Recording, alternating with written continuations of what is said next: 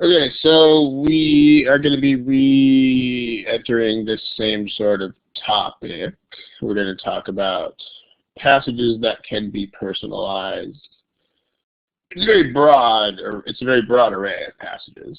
I mean, basically, whatever the passage relies on the priorities of some entity, which is a person or animal or a group of people or whatever. Like, if there's a protagonist, and you can think as the protagonist in the situation, then pretty much you're going to understand what the priorities are. I mean, it's the same reason why stories are stories, and why stories are more interesting in general than things that are not stories, because you get it, because you get the priorities, and you get how these things impact the character and stuff like that. I mean, you know, it's why when you tell a story, it has more meaning than just listing a bunch of observations. So, you know, and I mean, just if you think about that, this is not a very GMAT-like example, obviously, but if you just think about the difference between saying something like, you know, this glass object fell to the floor and broke, period, which is not a story, versus like, you know, Josh dropped his mother's sculpture on the floor and it broke. I mean, those are technically the same, but think how many more layers of meaning there are in the second one. And like the reason why the second one means more to you is the same reason why the CR passages will instantly mean many more things if you can read them from an interested standpoint. Like, in other words, almost the worst thing you can do here is to read these objectively, which is sort of ironic if you come from, you know, scientific method school of thought. But the worst thing you can do is not take sides and not get involved in these things. So you'll see. As far as some bookkeeping type stuff, when we say give me a smiley face, we're talking about the faces that are underneath your name here. This means, basically it means don't put stuff like this in the chat, because the chat will get crowded very quickly. We have between 30 and 40 people chatting. That's going to get crazy.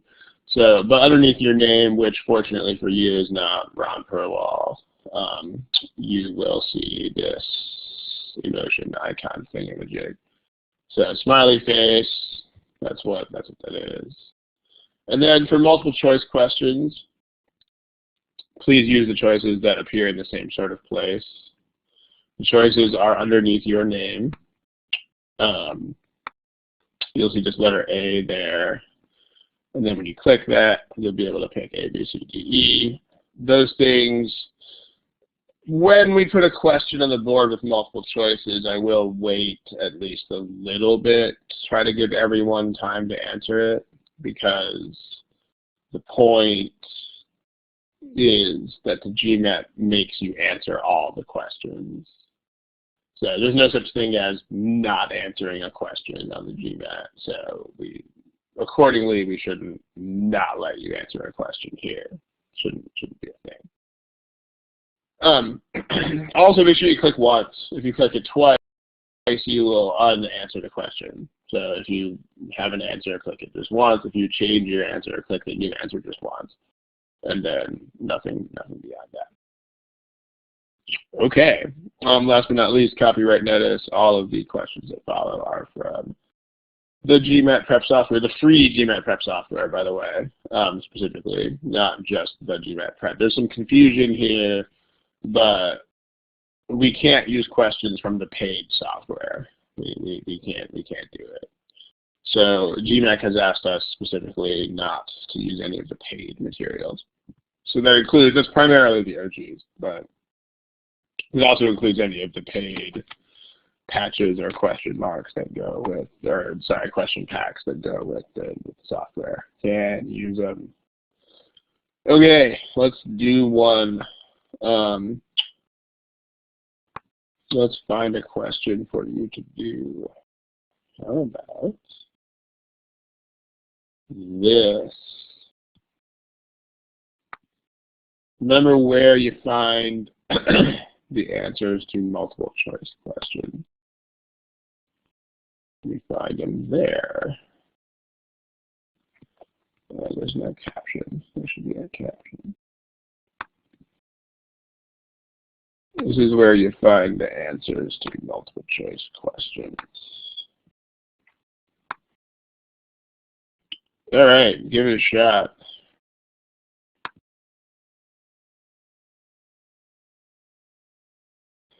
All right, we should try to pick a thing here pretty soon. It's about 30 people here, and fewer than half you guys picked an answer choice. So let's do it. Let's pick a thing. If you have to guess, then you should guess.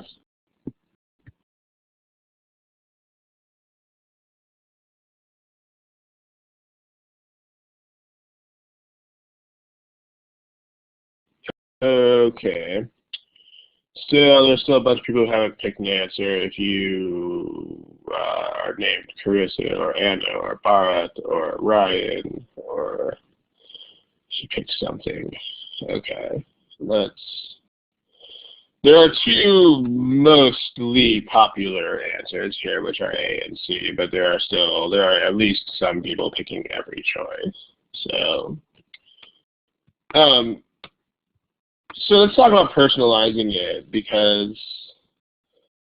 all right, first of all, what you should do, there are two things that you have to do first with these questions. I mean, it sounds kind of weird, you know, two things I have to do first. That kind of sounds like one of them should be first and one of them should be second.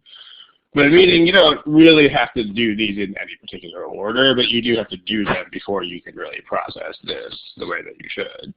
The first is to figure out the point of view from which to read, which that's something. But then the other thing you should also do is to figure out what the heck the task is. So two things to do first with these things. I mean, one of these, in other words, is what you should do first with passages that you can personalize. So, in other words, adopt a point of view if that is possible. So, if that's something you can do. The point of today's passage is that that will be something that you can do in all of them, but in general, maybe not always. But then you got to figure out what the heck you're supposed to do. Where do you figure out what you're supposed to do? Like, which part of this chunk of words? Like, where should you go first? So if the stem means this, then I'm never really sure when people use the fancy words like stem, because I think I've seen some people use stem to mean this, and I think other people use it to mean the passage. So, but the part that ends with a question mark, if that's what you mean, then that's what the point is. So, you know, this whole finding the conclusion thing, you know, maybe, but not necessarily, because that's less important in some instances than it is in others. So, but you want to read this first, because this is what, I mean, in other words, this should not really surprise you, but if you want to find out what you're supposed to do, then you should go look at the part where they ask you to do something. That's where you get that from. So here you're supposed to find an assumption. Now, without belaboring that particular point, there are entire study hall sessions where we go into more detail about assumptions, but the task here is find assumption, which can mean one of two things. I mean, directly, you could find it directly or you could find it indirectly. So there's two kinds of assumptions. Like, assumptions do two things if you find them directly. The first is if you notice a connection that has like a doubtful connection or dubious connection, then the speaker is just assuming that the connection is solid. like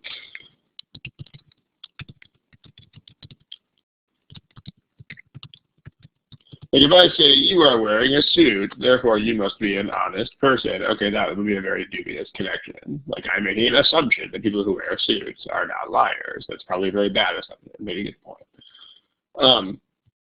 The other kind of direct way to find assumptions is if you can think of a way to shoot down the reasoning. And the speaker is assuming whatever defeats that or dismisses that. So, if I say this normally takes an hour to get to this place, so if I leave now, I will get there in an hour. I mean, okay, I'm assuming lots of stuff. I'm assuming no traffic delays. I'm assuming no anything that will unexpectedly slow me down, that kind of thing.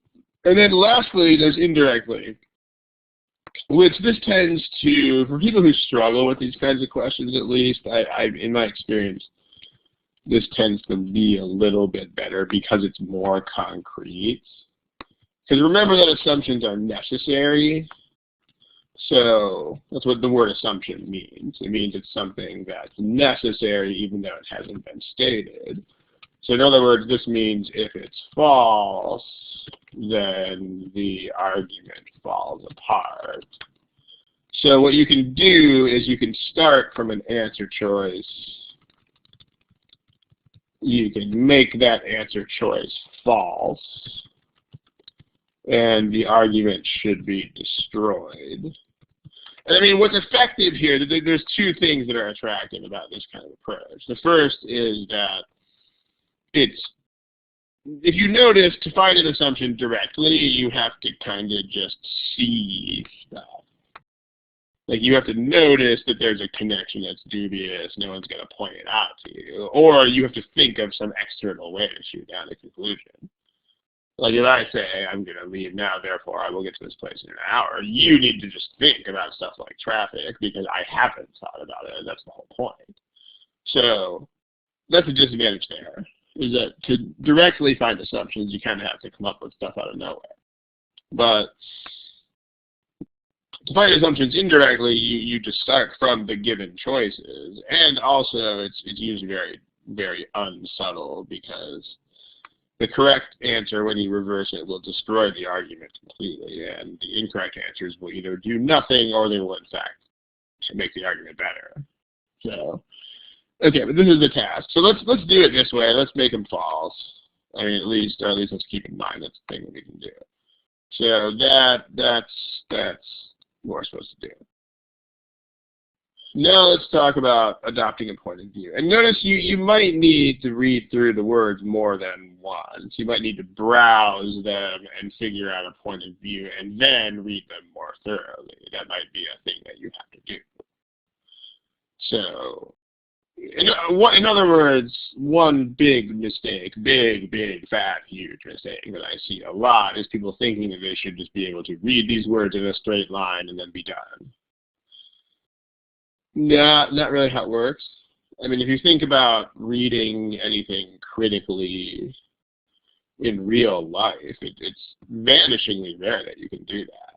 Like, let's say that you're looking at some sort of, like, let's say you're looking at a contract and you want to figure out whether you can take certain days off, then you're probably not just going to read through the vacation pay section in a straight line and be done with it. I mean, you're going to glance at some stuff, you're going to get some ideas, maybe I can do this, maybe I can't do this, then you're probably going to have to look back at certain parts again, and it's going to be like a dialogue between you and the contract. So, same sort of thing here. So my point is, don't expect to just be like, la, la, la, la, read it in a straight line and be done, because it's probably not going to work that way. Probably not. So, anyway, whose point of view are we even really talking about here?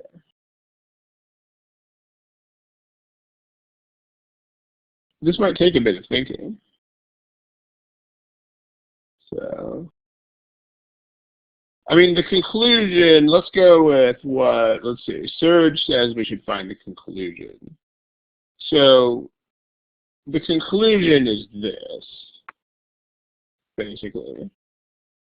I mean, that's ultimately the point of this argument, is that, quote, information services present a more balanced picture, unquote.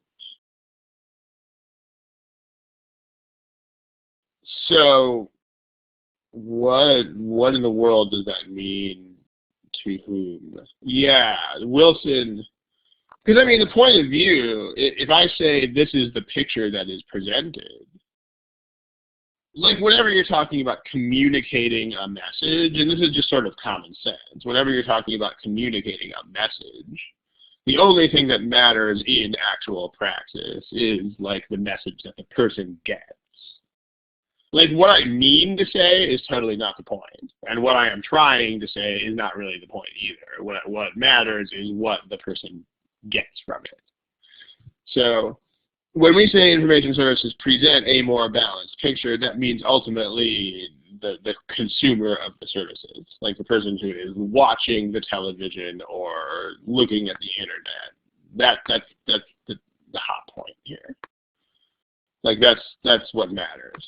So we should read this from the point of view of the people receiving the information. So you are the viewer or reader or consumer of information.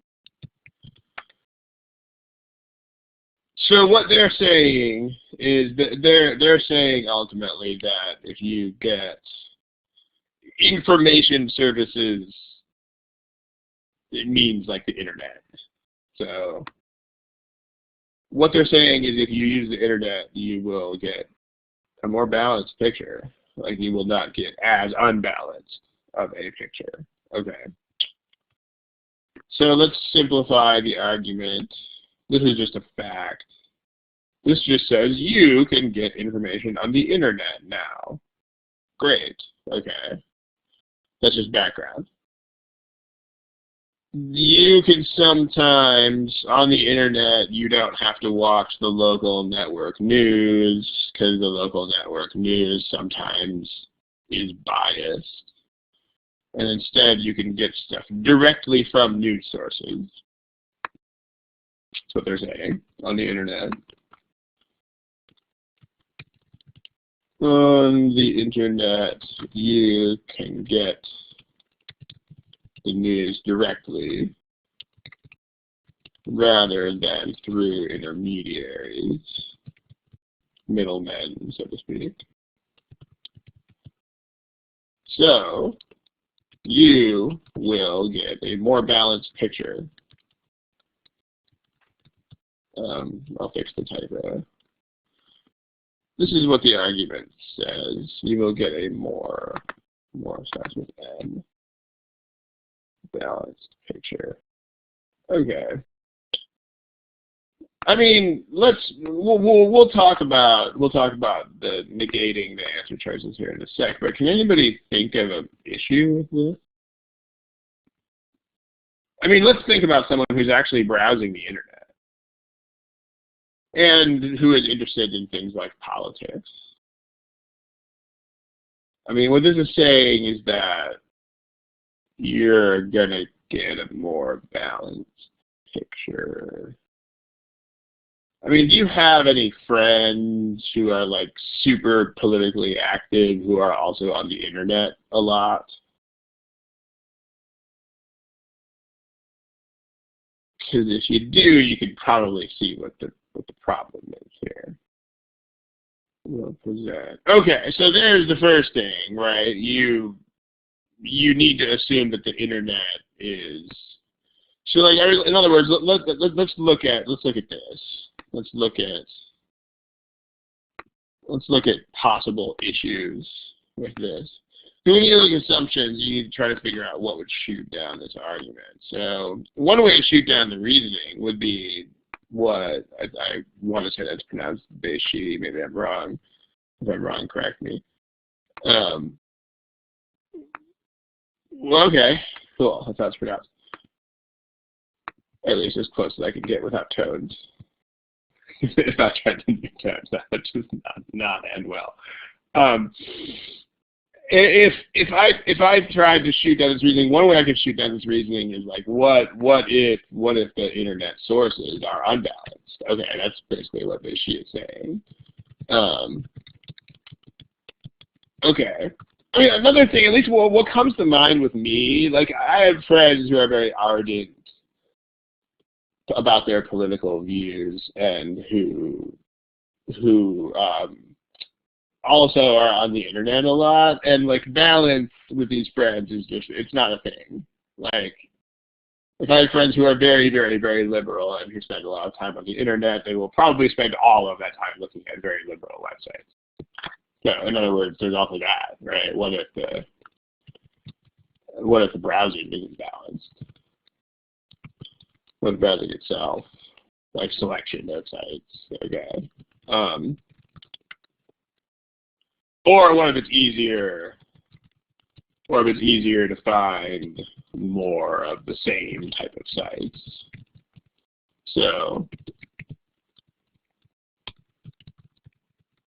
I mean, that's my first thought. My first thought is like, if you were reading political websites, and even if you were really trying to get a balanced picture, I mean, you know how it is with links that lead to links that lead to other links and so on. I mean, it's very hard to suddenly find a link that leads to the other side of the issue. Like, if you're reading a liberal website, you're probably going to see a whole bunch of links to other liberal websites. So there's that. Like, so there could be like, what if the whole internet is unbalanced in the first place?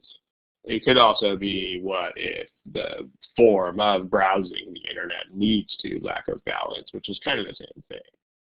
Yeah, it's that, right? It's what Mark says. So, and I mean, that thought that Mark is expressing is like a very easy thought to have if you adopt this point of view. Whereas if you're trying to read this as like strict black text facts on a white screen, it's actually really hard to think about that because it's external. So you can see the disadvantage of thinking that way. Okay, so now we have answer choices. So these issues, I mean, the speaker needs to be assuming that the sources themselves are balanced. And then choose one from, so again, that's what we're talking about, right? If you just kind of think about the questions in the chat box, just kind of common sense. If you say that a more balanced picture is presented, I mean, it doesn't matter except on the receiving end, you know? Like, if the writers present what they think is a more balanced picture, but then it is distorted by the time it gets to the end user, then no one cares. So the only reasonable way to interpret that statement is on the reader's point of view, because that's the only reasonable place to measure that. You know, like, same thing. If I say that, I don't know, if I say like that in a certain country that the food supply that goes out is balanced, I mean, if they send out a balanced food supply, but all of the like protein foods go bad before they get to the consumers, then I guess it's not balanced. Same sort of thing, right? No one cares if it happens to be balanced when it leaves the factory. That's not the point. The point is when it gets into the hands of the people who are going to consume it. So what if the browsing itself is not balanced? So, well, what if the internet sources are unbalanced? So we have to assume that they are. We have to assume that. Because notice that the argument didn't say this. The argument just said directly rather than through middlemen. So this has nothing to do with balance. And so we just have to assume this. That direct means balance. So that's a very, very dubious connection. Like, what? So that's, yeah, right? And then same sort of thing, we also have to assume that. We also have to assume that the browsing, in other words, we have to assume the presentation is balanced and that the browsing is balanced. We actually assume both these things. So we're assuming that both the presentation and the browsing are balanced. Okay. There. Neato. Okay. Well, if we look for that, accessible enough people as large as percentage of the public. So notice this is not what we're talking about here. Like this, the speaker is not trying to claim that these things are as universally accessible. No, nobody says that here. I mean, they just say that it is more balanced. An analogy, because this was a very popular answer choice, so maybe we need an analogy. Like, this is kind of like saying that, I don't know, some food, like, all right, the lunches at some restaurant or grocery store are more balanced than fast food. It's kind of like, I don't know. Choice A is like saying that as many people can afford those lunches as fast food. That would be nice, but that's not what we're saying. Like, even if very few people can actually afford those, doesn't damage the argument, because the argument is not about widespread consumption. The argument is just about the quality of the product. So this doesn't make any difference. This, there were one or two people who picked it, but we don't want to talk about traditional news sources. We want to talk about the internet. In fact, this whole argument depends on the idea that traditional news sources are not good enough. So anything suggesting that they are goes the wrong way. So B goes the wrong way. Because B suggests that people can do just fine without the internet. That's not the point of the argument. C. There's a lot of words here. You might want to read the core of the sentence, ignoring modifiers or whatever. This says information on the internet does not come almost entirely from groups that share a single bias. In other words, the information is not unbalanced. That's what we need to assume. This is the answer we want. It's not clear that it's probably, this is one of the biggest advantages of doing this negation thing, because the wording of choice C right now is very awkward. At least for me, there's so much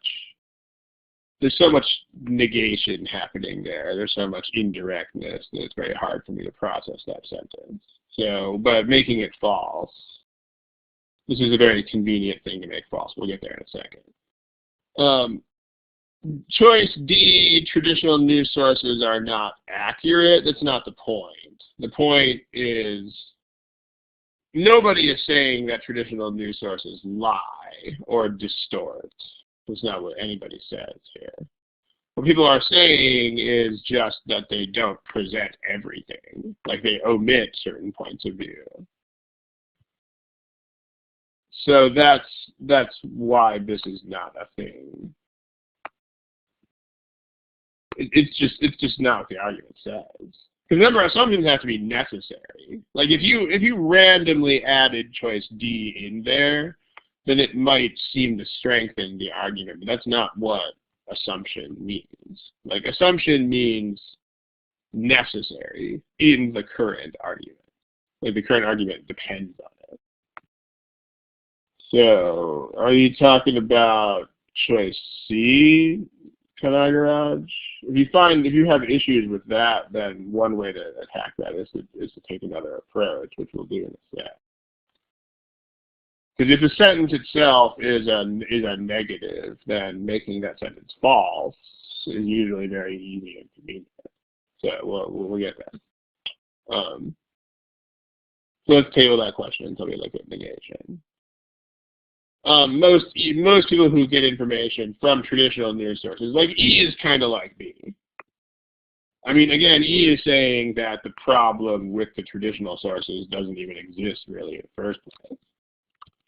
Like both E and B are saying that if somebody was getting their news from traditional sources, but was a careful enough thinker, then they would be fine.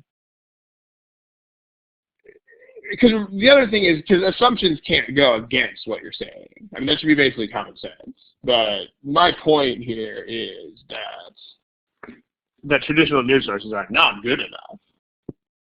So anything that suggests that traditional news sources are good enough in the hands of capable people is not an assumption, because it goes against what I'm saying. So, C, like cat. Now let's talk about negation. Let's go ahead and make these things false. Let's do that. And then along the way, we'll probably address that question about whatchamacallit, the convoluted sentences or what have you. So here is the question. Choice E is not there for some reason. Let's fix that. All right, there they are. And then let's do this method of negation, because that's what assumption is. Okay. So if you negate A, then basically it's still irrelevant. Like A says, right now A says that the news gets out to as many people as the traditional sources do.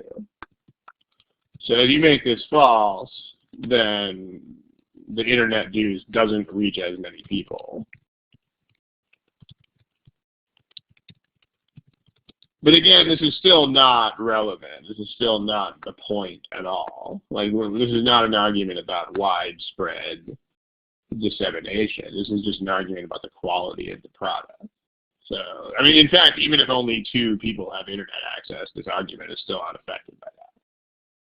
So, still irrelevant. Smiley face, if that makes sense, because a lot of people did pick A. If you picked A, then, because this is where personalizing it is going to help you.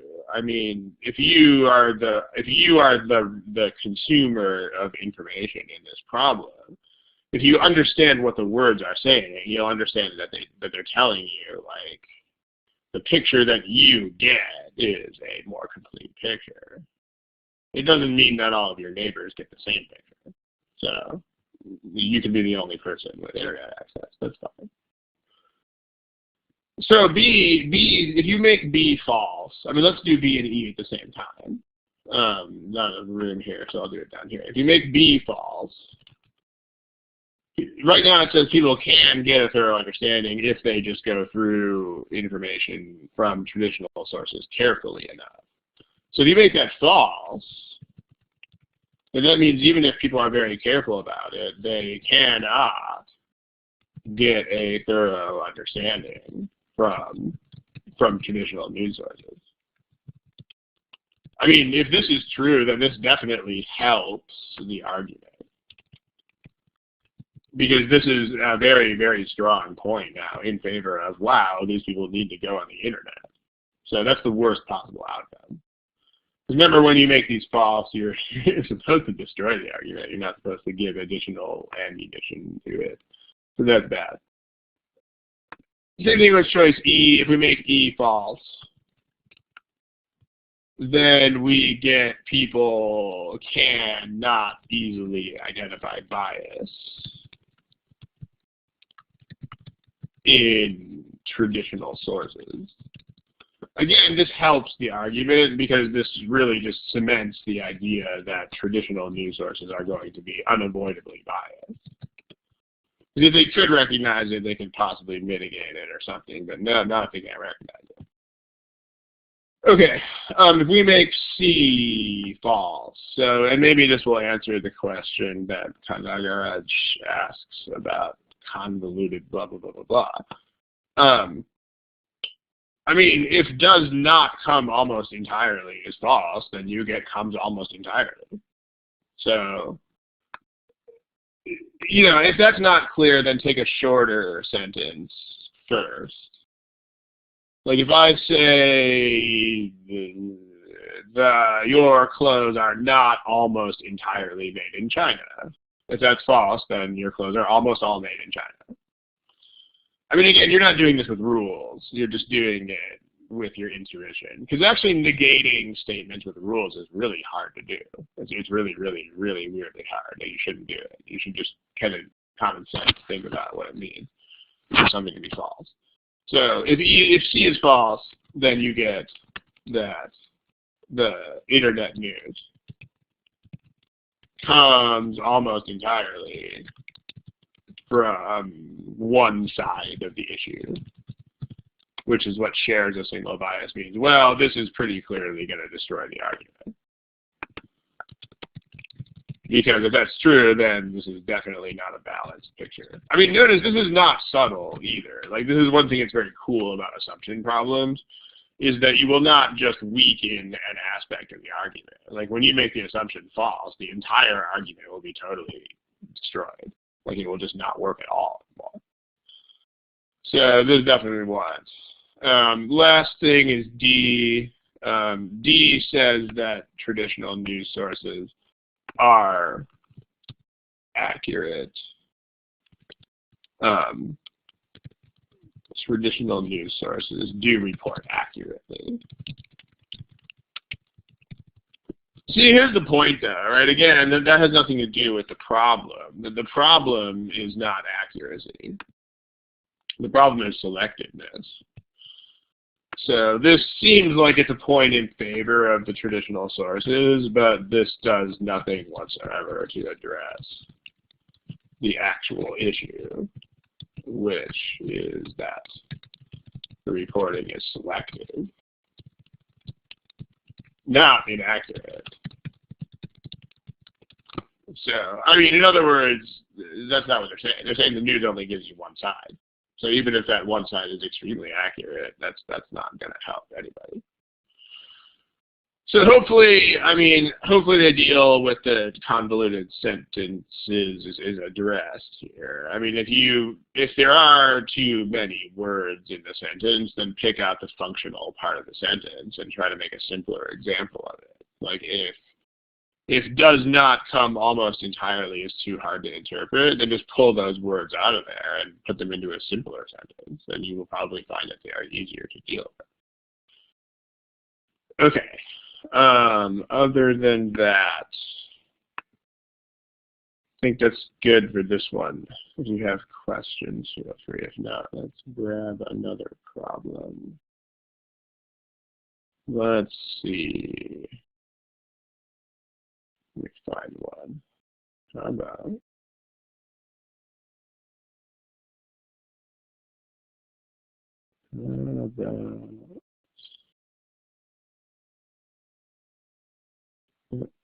let's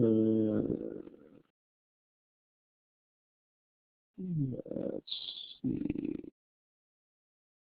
How about this one right here?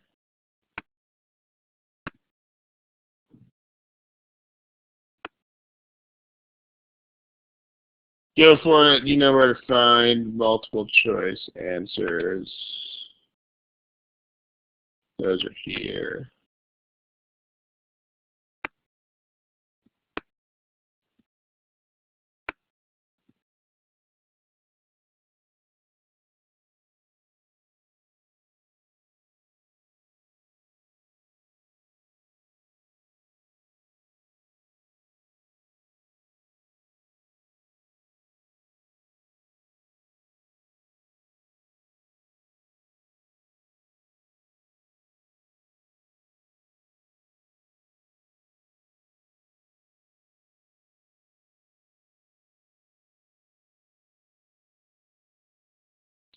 Okay, let's try to finish this one up real quick.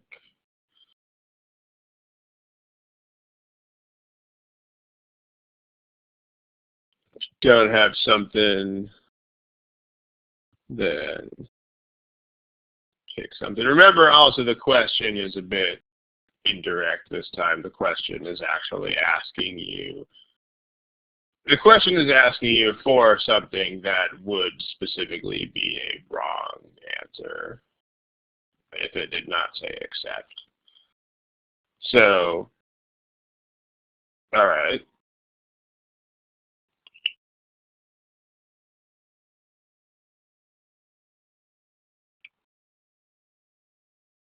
So whose point of view, let's think about this for just a sec. Whose point of view is driving this one the most? What we're thinking about is this. We're thinking about how something could have resulted in increased sales. So, I mean, in other words, there's a lot of words in that sentence, because if you're saying agents, then try to think, I mean, if you're saying agents, then do that for a second, and put yourself in the shoes of an agent and think about it. I mean, if you are the agent, are you thinking about what is changing your own behavior, or what are you thinking about?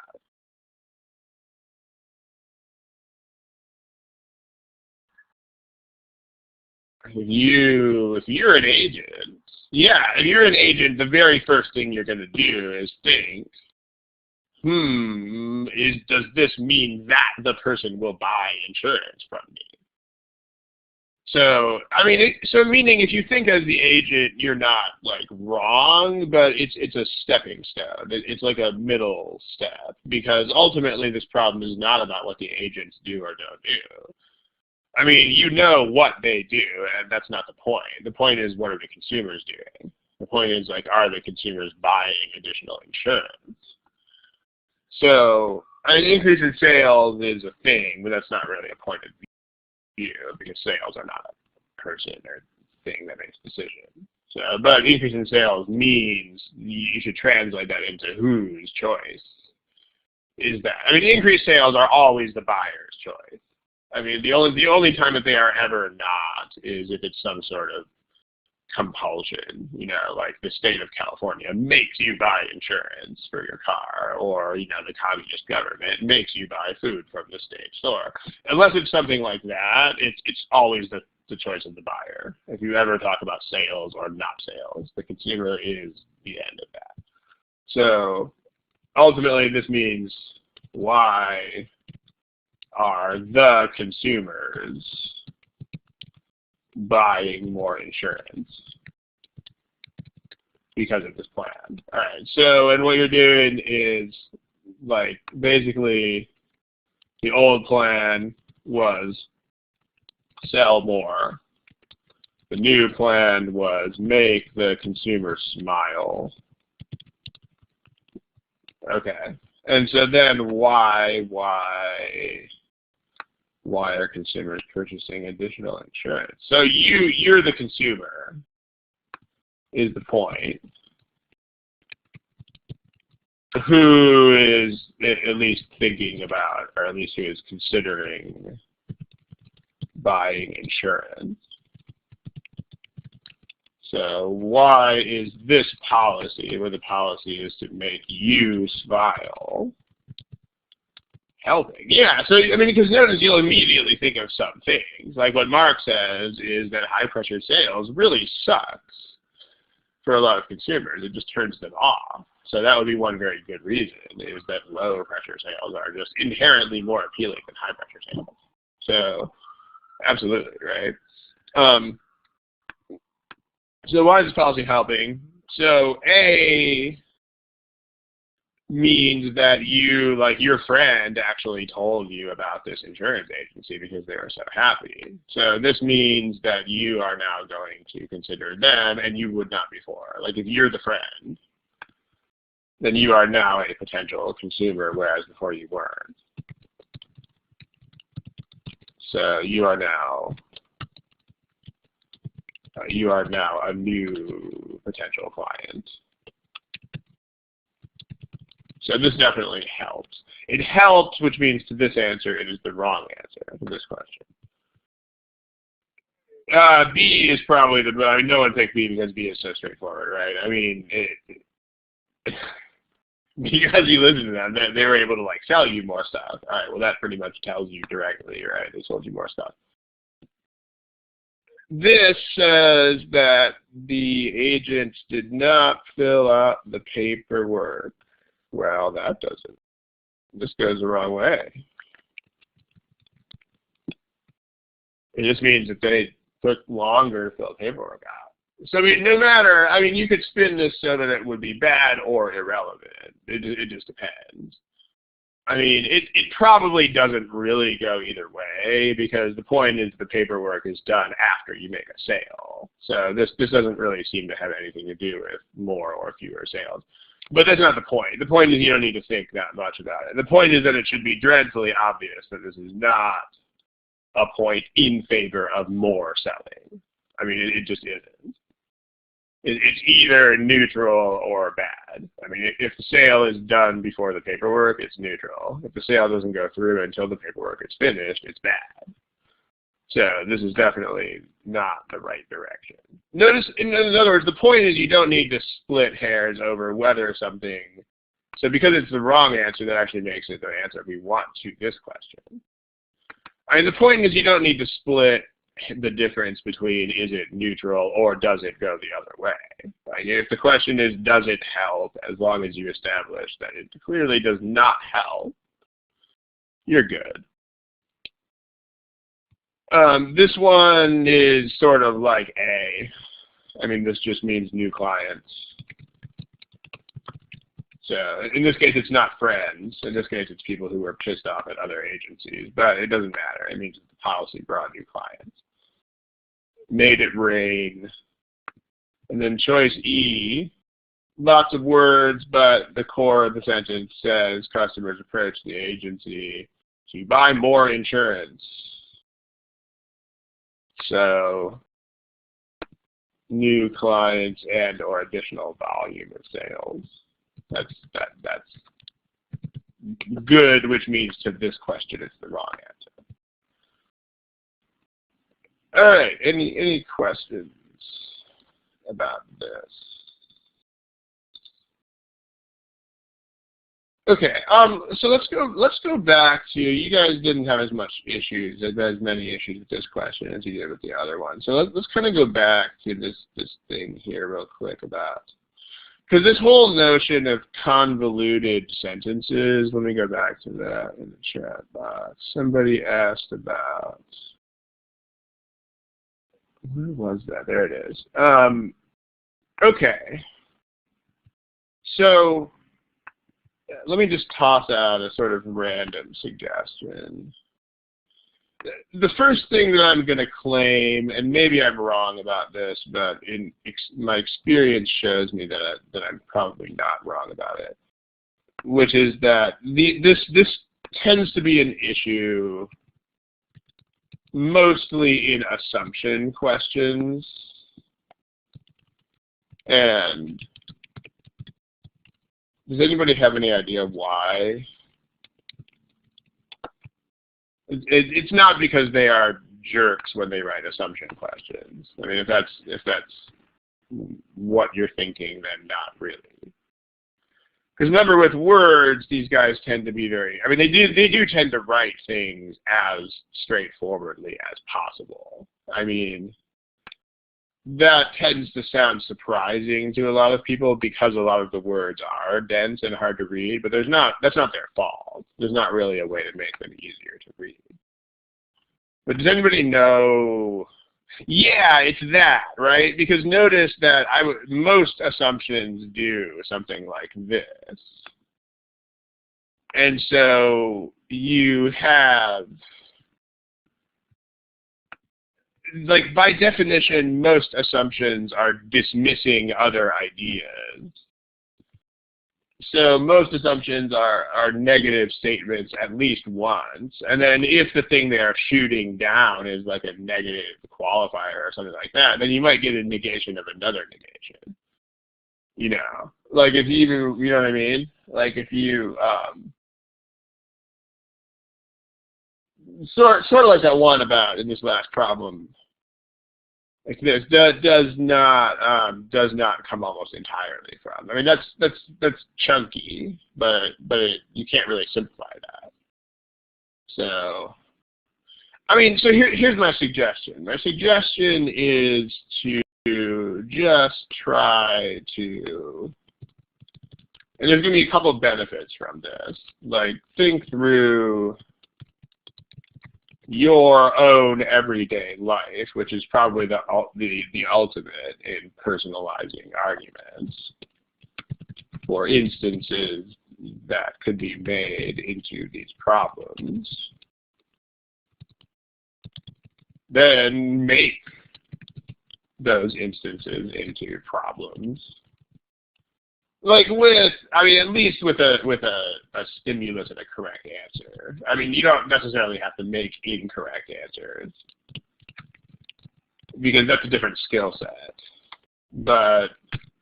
And then just try to internalize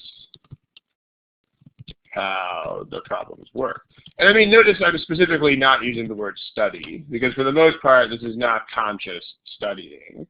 For the most part, you're going to understand perfectly well how this works when you pull examples from your own everyday life. Okay, like for example, here is something. So sometimes, occasionally, Ron goes into fashion outlets during the discount sales and purchases large volumes of women's garments in very large sizes. Therefore, either Ron is purchasing these garments for his friends, for friends who wear large sizes, or else he must be accumulating costumes for theatrical productions. Okay, and the question is, what is the assumption? All right, so notice, all right, here's the deal, right? I actually sometimes do go into fashion outlets and buy large amounts of women's clothing in big sizes. Now, we're going to talk about why that is in a second, but there's a couple of insights. So one of the benefits that you can get is to realize how the arguments are built. Like, this turns out to be not true, which is why this is a critical reasoning question in the first place. But if you think about where does this come from? Well, so it's not true. You'll see, I mean, we'll explain it in a second. But this is what the cashier probably thinks as they ring up the purchase.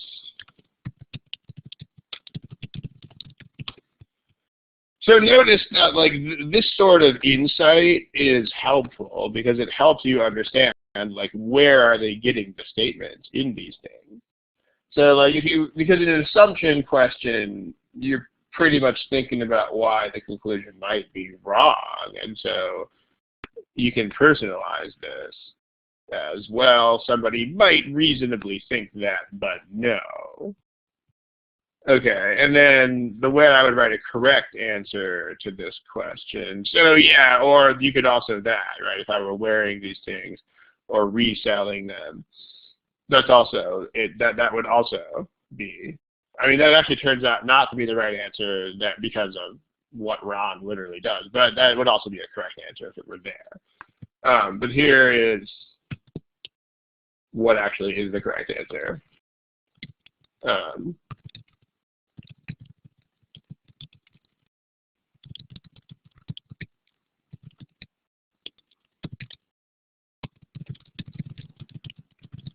Yeah. So, I mean, the truth of the matter is that, and then this would also explain the big sizes really nicely because they have more fabric. So, like, what I'm actually doing with these things is I'm buying them and basically using them as bolts of fabric. So, but the assumption, and notice that the cashier doesn't have to think about this, and in fact, it is pretty much 100% likely that the cashier would never think about this. But that's the point with assumptions, is a lot of assumptions are things that the person is not thinking about at all, and that's what makes them assumptions. So if you negate this, and notice that also if you consider the reselling thing, so let's add the word primarily. into there. So this would allow, so this addresses two things. This makes the sentence more convoluted in general. But also because maybe I'm buying a few of these things for resale. But if you negate this, Ron primarily is buying these things. Ron is buying this stuff primarily to, cut it apart and make other things. So notice that there's like another thing that helps you understand how these problems are built. Because in reality, this is how you make the problem. I mean, the answer choice is actually the negation of the reality. But then how the problem is solved, obviously you're going in the other direction because you have to negate this. And so, and now you understand why the answer choices are so weird looking, because they're not really things. Like they are things that you get by negating things that are actually things. So, and I mean, this is all total common sense if you are using an example from your everyday life. I mean, this is not your life, this is mine. But the point is, I'm sure that if you just think about it, because, I mean, here's the most important part. I would say the most important part of all of this is that right there. Because this is where you learn to make assumption questions in general. Like this is the origin of the question. Is here is a thing, and then people reasonably think that it means one thing, and they are not totally crazy in thinking that, but they are wrong. So in other words, you can learn where these situations come from. Like in the case of assumptions, that's what we learned here. We learned that we have some situation. There's a situation. Someone interprets it in a way that is reasonable, but wrong. And I mean, because I'm sure that you have a ton of situations like this every single day, perhaps even every hour of every day in your life. So like as soon as you make up one of these, you should be able to make up hundreds of them. Because if you can find any situation at all in your life where somebody was reasonable but misinterpreted things, you got an assumption question. And you can make one. And then when you make it, you can solve it, and then you can understand how this works. And then, I mean, my promise to you is that if you do this a few times, and if you put enough effort into it, then when you come back to questions like this, you will suddenly find them a lot easier. Because now you're going to understand basically every side of the creation of the problem. And so, it'll really help the most with stuff like this, because then when there are sentences that are basically weird sentences, now you're going to understand why they are weird sentences, and that will help you process them much more quickly. Because what you should never have, and I mean what you should really not ever have, is like a weird sentence that is inherently weird. Like, I mean, if you have a weird sentence, it should always be related to a non-weird sentence in some straightforward way. Like in the case of assumptions, if the sentence itself is weird, then the negation of the sentence should be not weird. And in other instances too. So that's the point. And like if you ever see questions like this, you shouldn't just be like, well, how do I read weird sentences? Because that's sort of like just sticking a Band-Aid on it. Right? I mean, it might help you, but it's not going to address the real issue. Instead, you should think, obviously not during the time of solving a problem, but when you review and when you do stuff like this, you should think about why are these weird? Because if you can really get to the base of that, then you're going to have some insight that will help you solve all of these. And I mean, before you do that, you also have to absolutely eradicate every thought you might have of these are weird because they are tricking me. Because just remember that does not ever, ever, ever, ever, ever, ever happen. There are no trick questions. There are no trick wordings ever, ever. Just as this is not a trick. I mean, this is the simplest way that I can write this. I cannot write this in any way that is simpler. So if you have that idea in your head, don't. It's the wrong idea. Get it out of your head. And then you'll have better time with these things. So, smiley face in general, if this makes sense. I mean, if I have the job of writing an assumption problem, this is also the whole process behind it. You know, because I have to think of something that would make an assumption problem. So it's like, well, what is a situation that people could misinterpret? There it is. That's how you make these things. So, not genius, but, yeah, it is what it is. All right, let's take a look at another problem. How about, let's see.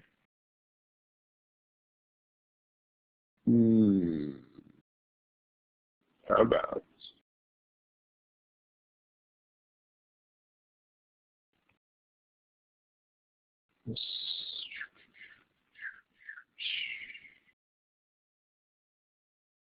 how about this one?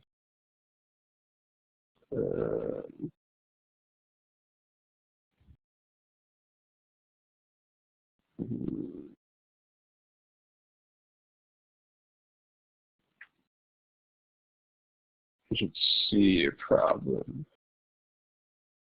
right there on the board. How about this one?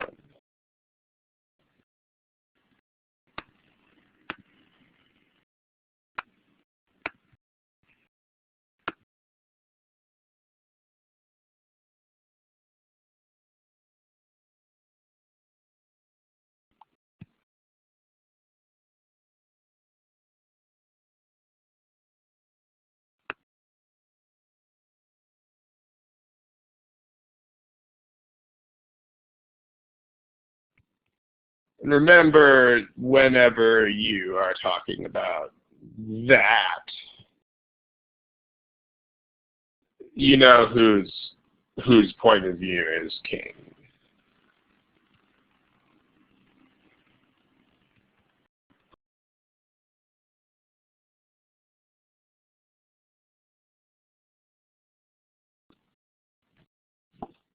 Okay.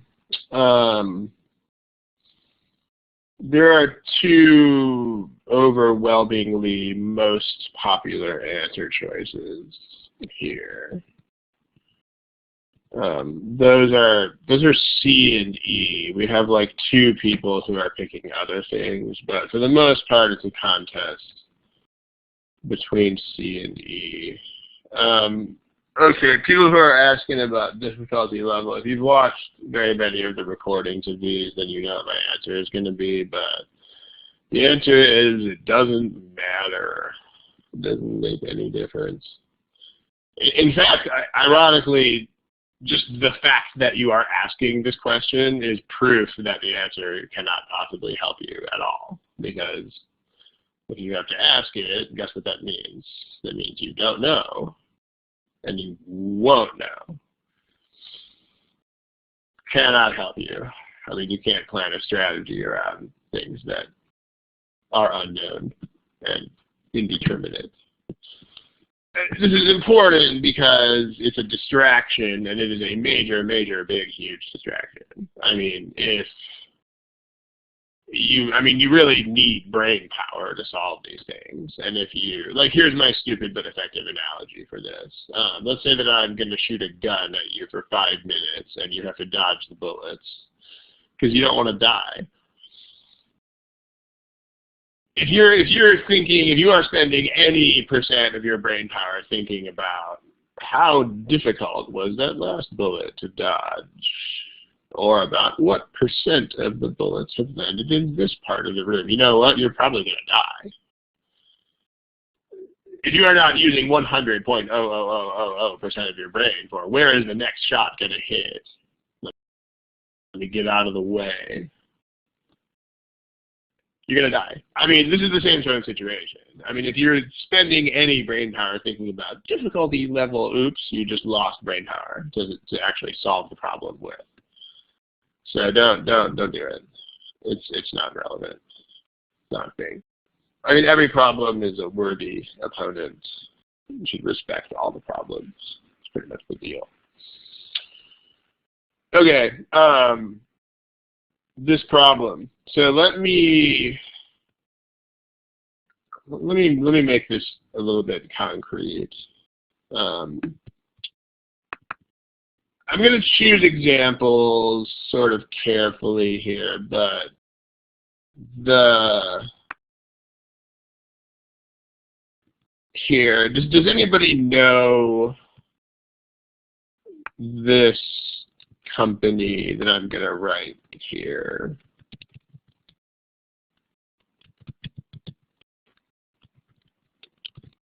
Does anybody know what that company makes? They make the BlackBerry. Okay. So let's use that as an example. Because I bet most of you didn't know that. I mean, if you're Canadian, you're probably more likely to know that. And if you're in that industry, you're more likely to know that. But random people don't know that. So, and then let's also make this, say, smartphone. Because, I mean, notice, the reason I'm choosing this particular example of all the examples in the world is that choice C is all about people didn't know that this company makes this brand. I mean, that's kind of the point, right? It'll help you think. It'll help you personalize choice C. And I think you know where this is headed, but it will make you realize pretty quickly that choice C is not the right answer because it doesn't matter. But, okay, so smartphones. And I mean, this is the other thing. Like when you review the problem, it's really worth it to think very extensively and carefully about specific examples that will help you understand how this stuff works. So, okay, sales of smartphones have increased. I mean, because they have, right? People are buying smartphones like pancakes. In order to take it, so RIM plans to make more BlackBerries while already advertising them a lot. Because, you know, this is also, a BlackBerry is a good example of both of these things. It is, everybody knows what a BlackBerry is. So, it's already widely, it's not like no one is like, whoa, I've never heard of that, it's so cool. I mean, we all know what BlackBerry is. But not everyone knows the parent company. Okay. So, you are the consumer. You are the consumer, okay? You're looking to buy a smartphone. So we want to know, we want evidence that they're going to make more BlackBerries.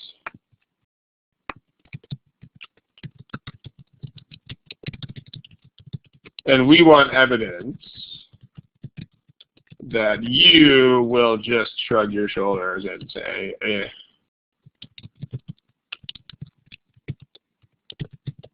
And then buy another phone.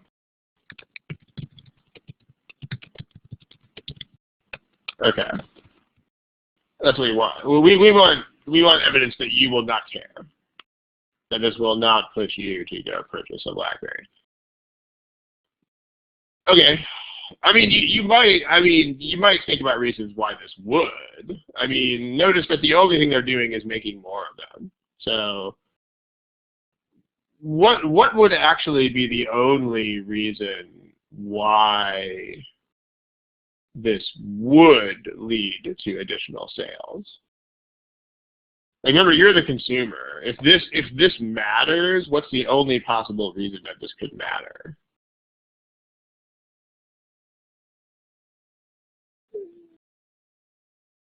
Well, it doesn't say lower prices unless they say that, though. I mean, you can't. you can't assume that additional production will lead to lower prices.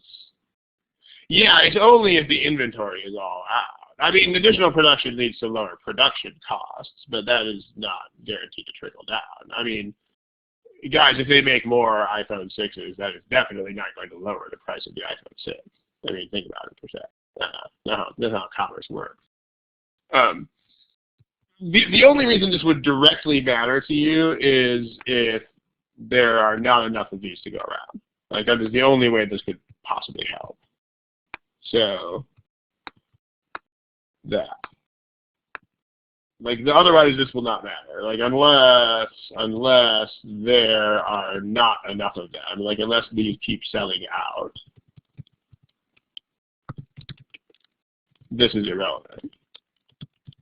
So therefore, what you should do is you should try to narrow down what the answer is. So there are only two possible ways to answer this question, which are, two possible types of correct answers. The first would be that they directly deny that they are selling out. Like in fact, there is already excess inventory. Which would directly work against this. Otherwise, if it's that, this doesn't matter for any other reason. So otherwise, it would just be like some other thing that shows your consumer, like your consumer lack of consumer interest in general.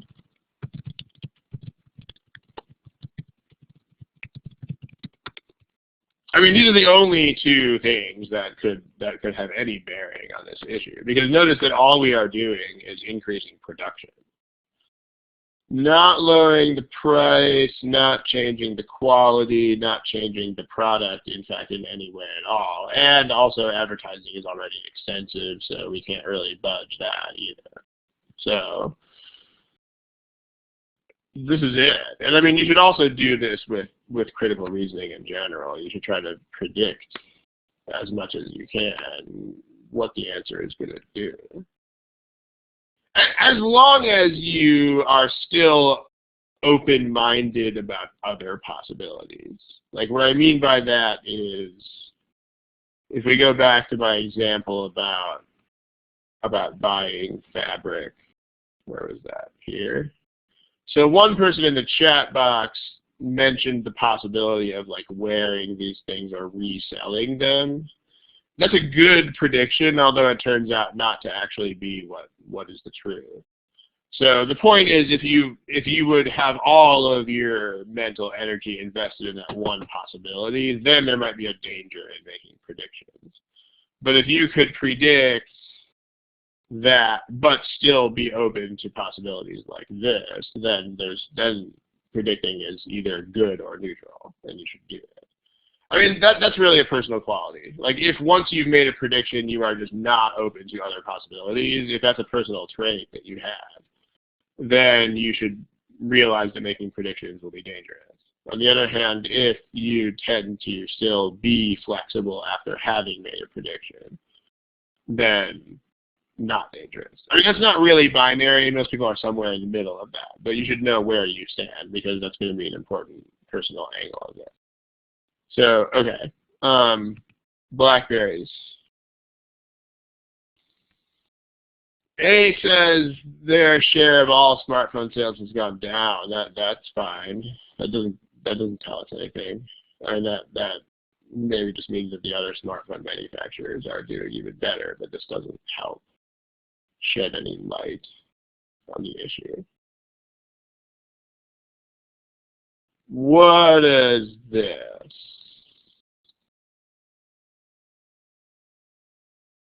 Inventory awaiting shipment has declined.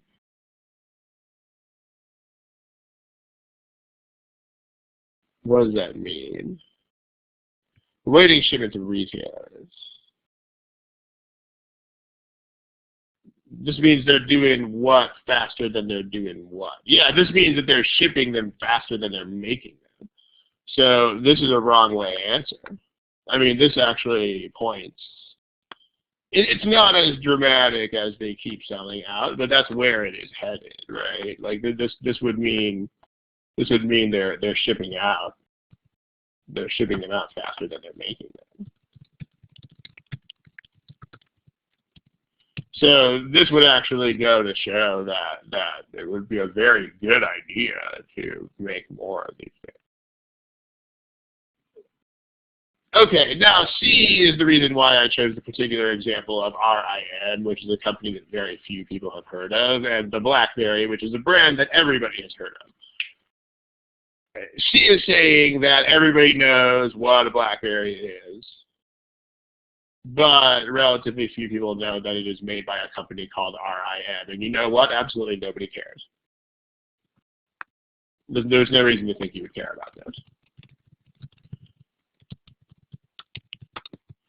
So not relevant, because the name of the parent company. Why would we even care about that? I mean, notice, see, if you're like layering random assumptions on top of this, then you can get in trouble. Like if I chose, like, I mean, I don't think Apple really has subsidiaries, but like if Apple owned some company that made a product, and if people didn't know that was made by Apple, then that might matter, because like a lot of people are like, oh, if Apple makes anything, it is the best thing ever made. But see, the thing is, that's why I chose RIM as an example, because this is a company with which nobody has a knee-jerk reflex of like, yay, or oh no. I mean, it's just kind of random and no one really has an opinion about it. So, and the problem doesn't tell you that Mammoth is any sort of name that has a good or bad knee-jerk reaction from the public. I mean, if you were told that people have the utmost trust in this company called Mammoth, in the same way that lots and lots of people have the utmost trust in Apple, then this would be the right answer to the question. Because then this would mean, oh, hey, if you tell them that Apple makes this product, they will totally buy it. But not Mammoth. Mammoth, what's that? What's RIM? No one cares. Or at least there's no reason to assume that people would have any particular reaction of trust or not trust. So a smiley face, if this makes sense. And if you, especially if you picked C, and if this is really obvious to you now that I've chosen RIM and BlackBerry, then that's what you have to do when you study these problems. You have to just sit there with them and try to think of a real life analogy for it. And if not, walk away from it for a day or two and then walk back. Also, try to put blanks, right? Like, don't just try to think of the analogy straight unless you can come up with it quickly. Like, put a blank where it used to say Mammoth. Then come back to it in a week and try to fill in the blank with something. You know, then that might make it easier. So, okay. Choice D is, well, that's nice, but there's no reason to care. I mean, looking at percentages of, like, A and D are bad for the same reason. I mean, we don't really care about market share. We just care about whether we can sell more phones than we currently sell. So that has nothing to do with what is the current market share. Doesn't make any difference. Okay, and then lastly we have E. I mean, E says that even though they've gotten cheaper, people are buying fewer of them. I mean, that's definitely a general indicator of lack of interest. So that's what we want. It's the only choice that even goes in that direction. I mean, notice that, I mean, you could probably argue that this choice is not absolutely 100% perfect in the sense that it doesn't guarantee things. But that's not the point of these problems. The point of these problems is that they will have 4 answers that are completely wrong and then 1 answer that is right. Like if you think about this question, if you're the consumer, you have irrelevant, wrong way, irrelevant, correct answer. It's always white, white, white, white, black. There should not be any gray. I mean, worst case scenario, it's going to be white, white, white, white, and like very dark gray. And then you pick the choice that is very dark gray. That's how it works. So, you know, and this is definitely an instance where it is white and white and white and white, and so it doesn't matter. If you think this is black, if you think it's very dark gray, you still pick it. And that's how these problems work. So the other object lesson there is that if you if you think it's confused between two choices, like if you were down to C and E here, it's much more of an issue of cleanly eliminating C. Because the wrong answers are going to be completely 100% wrong. Like they're not going to be like a little bit less correct. You know, you could probably argue that E is dark gray instead of black, but there's no arguing that C is anything but white. And that's my point. So, all right, Nito, well, it's overtime. Okay, I gotta run here, guys. But some valuable lessons there. Notice, if I had to really summarize the generalities that I made today, I could summarize them by saying that you need to be really an active participant here. You know, like I'm talking about making problems from your real life, and I'm talking about making analogies. I mean, the CR is not the kind of thing that you can just study examples made by other people and get very far by doing that. That's not really a thing. It can be dangerous if your prediction assumption closes your mind off to the actual right answer, right? Like in the problem about buying the used clothes or buying the discount clothes. Like if you are looking only for the idea of resale or wearing them, then if that's going to make you see the fabric thing and be like, oh, irrelevant, not what I predicted, then that's bad. So in other words, if you think, because like the point is that there's a lot of different ways to do this. So if you come up with X, which could be right, but then I give you Y, which also could be right, the deal is that if X makes you less likely to realize that Y is right, then X is a bad thing to do. But if you can predict X and still realize that Y also helps, then fine, is the deal. Okay. Let's quit. I seriously have to jump here, guys, but thank you. And next one of these is in 2 weeks. After that, there's a little bit of a hiccup in the schedule. I think there's a 3-week break before the following one. It's on, the next one's in 2 weeks, and the one after that is on, I want to say, September like 10th or something, because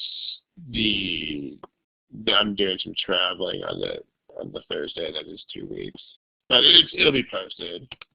The next one's in 2 weeks, and then we will go from there. The right answer here is E, like elephant. Okay, because E, like elephant, is some other thing that shows lack of interest in general. All right.